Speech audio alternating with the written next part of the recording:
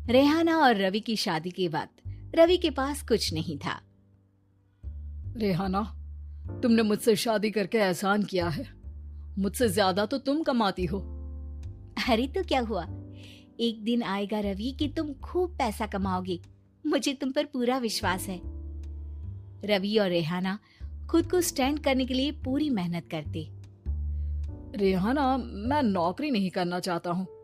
तो कोई बात नहीं, मैं नौकरी करके घर चलाती हूँ, तुम बिजनेस सेट करने की कोशिश करो। एक दिन रेहाना, तुम जानती हो, मैंने जो विज्ञापन बनाने वाली कंपनी खोली थी ना, उसे बड़ी ब्रांड का ऑफर आया है। अब हम लोगों के दिन प्यारे न्यारे हो गए हैं। मैं जानती थी रवि कि एक दिन तुम सेटल हो जाओगे। रवि का काम अच्छा चल जाता है। एक दिन वो रेहाना से कहता है, रेहाना, अब हम लोगों का बच्चा भी हो गया है। बहुत छोटा है वो, उसका ख्याल कैसे रखेंगे हम? कैसे क्या, मैं गांव से माँ को लेकर आ जाती हूँ। नौकरी से हाफ डे ले लिया करूंगी।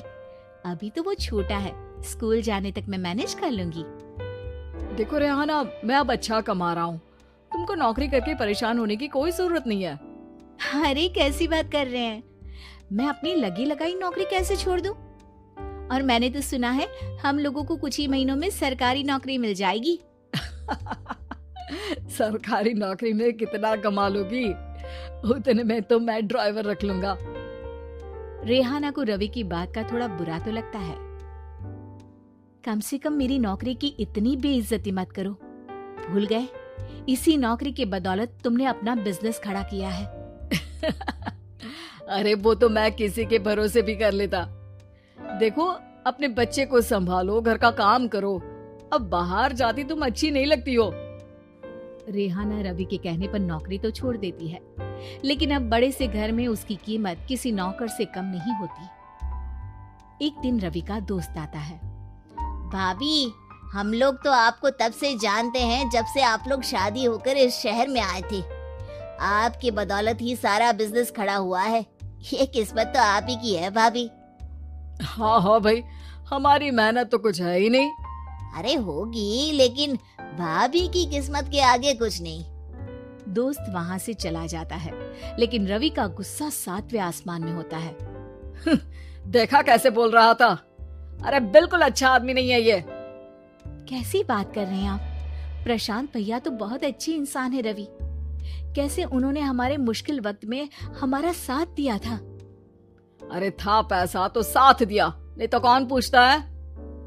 रवि का व्यवहार पैसा आते ही अलग हो गया। वो बंदे को बंदा नहीं समझता। घमंड से घिरे रवि ने तो एक दिन हद ही कर दी। रेहाना, मैं अब तुम्हारे साथ नहीं रह सकता हूँ। क्या क्या बकवास कर रहे हो रवि? क्या कहना चाहते हो? और क्यों नहीं रह सकते तुम मेरे साथ?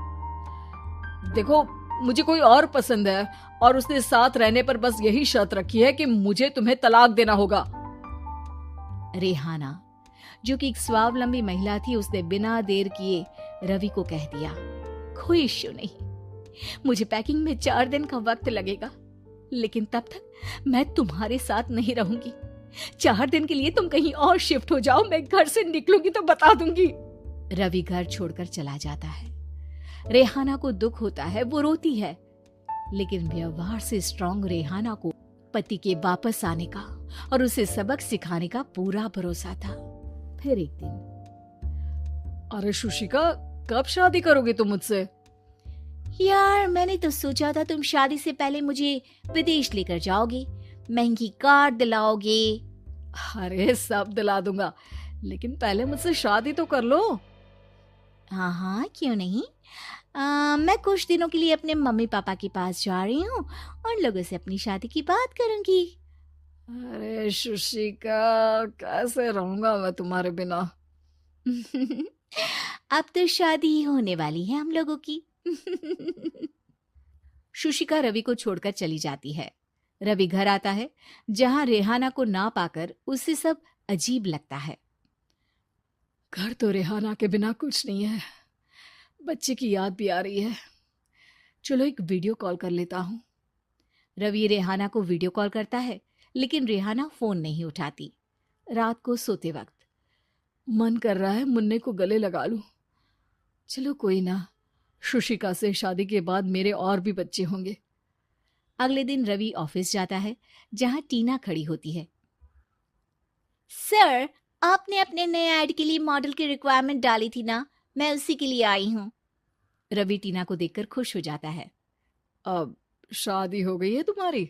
नहीं सर, बस अच्छा सा हैंडसम और अमीर लड़का देख रहे हैं मेरे मम्मी पापा। रवि के दिमाग से तो टीना को देखकर शुशिका का ख्याल भी खत्म हो जाता है। अरे यार, ये लड़की मिल जाए कितनी सुंदर है। शुशिका तो इसके आगे कुछ नहीं है। क्या तुम्हें ऐसा नहीं लगता कि मुझसे मिलकर तुम्हारी ये खोज खत्म हो गई है? आप तो 2 बच्चों की पापा लग रहे हैं। अरे नहीं नहीं, मेरी शादी तो हुई थी, लेकिन बीवी को किसी और से प्यार था, मुझे छोड़कर चली गई। खैर, टीना की दोस्ती रवि से हो जाती है, लेकिन 1 महीने बाद शुशिका रवि के पास वापस आती है। मेरे मम्मी पापा तुमसे मिलना चाहते हैं, लेकिन उन लोगों को ये मत बताना कि तुम पहले से शादीशुदा हो, और हाँ, शादी से पहले अपनी सारी प्रॉपर्टी तुमको मेरे नाम करनी होगी। अरे पागल, अब मैं तुमसे शादी ही नहीं करना चाहता। भला ऐसी लालची औरत से कौन शादी करेगा? तभी वहां टीना आ जाती है। रवि, ये पागल सी औरत कौन है? देखो, तुमने ही कह दिया ना पागल, तो पागल ही है। पता नहीं कौन है, कह रही है शादी कर लो, लेकिन शादी से पहले अपनी सारी प्रॉपर्टी मेरे नाम कर दो। बोल तो सही रही है। वैसे तुम जानती हो, मेरी एक सहेली है, उसके पति ने उसे पैसा आते ही छोड़ दिया, जबकि उसको खड़ा करने वाली ही मेरी सहेली थी। और मुझे भी भरोसा नहीं है, अगर मैं भी तुमसे शादी करूंगी तो तभी जब तुम मेरे नाम अपनी सारी प्रॉपर्टी कर दोगे। अरे हाँ हाँ, क्यों नहीं, बिल्कुल कर दूंगा। रवि और टीना की शादी की तारीख तय हो जाती है। वो अपनी सारी प्रॉपर्टी के कागज लेकर शादी वाली जगह पर पहुंचता है, लेकिन वहां टीना आती नहीं। रवि टीना को मैसेज करता है। कहाँ हो? सॉरी, मैं तुमसे शादी नहीं कर सकती, मुझे तुमसे भी ज्यादा पैसे वाला मिल गया। रवि को गुस्सा आ जाता है। वो गुस्से से सारा डेकोरेशन तोड़ रहा होता है कि वहां रेहाना आ जाती है। सर, क्या हो गया? क्या डेकोरेशन पसंद नहीं आई आपको? तुम यहाँ क्या कर रही हो? मैं यहाँ की डेकोरेटर हूँ। क्या आपको पसंद नहीं आई यहाँ की सजावट? रवि दौड़कर रेहाना के गले लग जाता है। मुझे माफ कर दो रेहाना।